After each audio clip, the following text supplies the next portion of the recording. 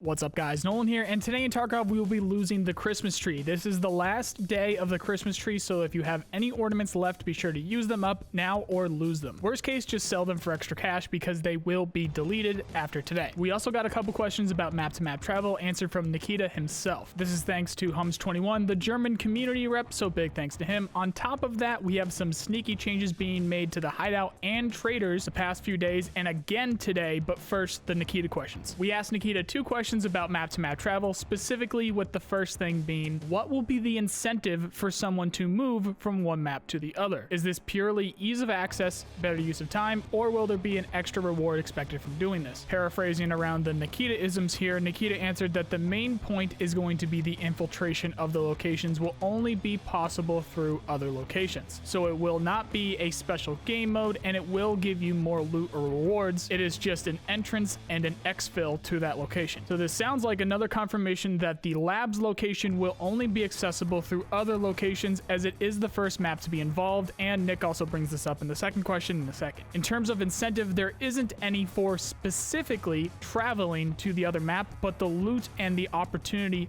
found in that secondary location is the reward in itself. AKA, if you want to go to labs and get what is on labs, you will have to do it this way. That's it. The second question was, will all maps involved have their initial PMC or player count, or will there be a single combined number? For example, being customs where you have 8 to 13 players and factory where you have 4 to 5. Would we expect up to a possible 18 players in that raid? Where again, I need to paraphrase around the Nikita-isms a little bit, but he did answer that it's a questionable thing. It could be in different ways possible. Most likely you will infiltrate into labs through factory, but exfil on labs to streets, not factory. So factory will be the entrance and streets is going to be the exit for labs. Again, this is Nikita confirming that labs will be the first map to have this, and we also have some new info regarding how to access it. It used to be thought that you could access labs from either streets or factory and then exit labs to either streets or factory, but from Nikita himself, it sounds like they're at least thinking about making this a one-way trip. If how he described this is correct, you would need to queue into factory with a labs keycard, find the entrance to labs, go to labs, do what you want on labs, extract the labs, which brings you to streets, then exit streets to get back to your hideout. The reasoning behind this is that BSG clearly wants to slow the grind down, and it's apparent with the recent changes to the hideout and traders as well. I'm going to make a separate video going into detail with all of this because the topic deserves it, but the TLDR here is that BSG must not like the current state of the grind and want to slow it down significantly. Labs, traders, and the hideout contribute to that. So making labs harder to access and survive will likely slow that down, but that's to be seen. Let me know what you guys think about this below, and I'll add in the best comments into this next video talking about this topic. Now, as for the hideout and traders, BSG have increased rep required for certain traders, so some of you, myself included in this, may have noticed that you earned a higher level trader one day only to wake up the next with them a lower level. From what I can tell, the tasks themselves have not changed, but again, the rep required to reach certain levels have been, so best of luck leveling those up again. The next thing being the hideout. If you haven't built anything in your hideout yet, then I feel bad for you because there were tons of changes to the required items, all making these significantly more difficult to get, especially some of the level 1 installs. Just to name a few, we have the need for toilet paper for level 1 lavatory, matches for level 1 heating, and the big one, a car battery for level 1 generator. And guys, remember, this is most likely without the flea market, because when you're doing this, you're probably below level 10, and all of these used to just be rubles to upgrade. Now, this is huge, especially with that car battery for the level 1 generator, and it is a car battery. One of the most difficult items to find in the game will now be required right at the start. For those wondering if that means you'll no longer be able to start crafting salawas for therapists from the start anymore, you would be correct. You're gonna need a car battery for the generator in order to use your med station to craft those salawas now. So yeah, it's pretty big. Those were just a few, but there were loads of changes done, all of which are being updated on the wiki as we speak, and this was literally done by our community, so big thanks to everyone on the Discord for helping out with that. However, if you notice something in game that isn't yet on the wiki, feel free to post in the Discord or leave a comment here. I'll make sure they get the info. As I was writing this script, there's been even more changes coming, but I'll leave that till tomorrow, as sometimes they make same day changes when people read too much, because there is stuff to read about here. I will still rattle off what I have right now though real quick. It sounds like as of today, they nerfed the uses for Vaseline, decreased overall loot across the the board by 15%,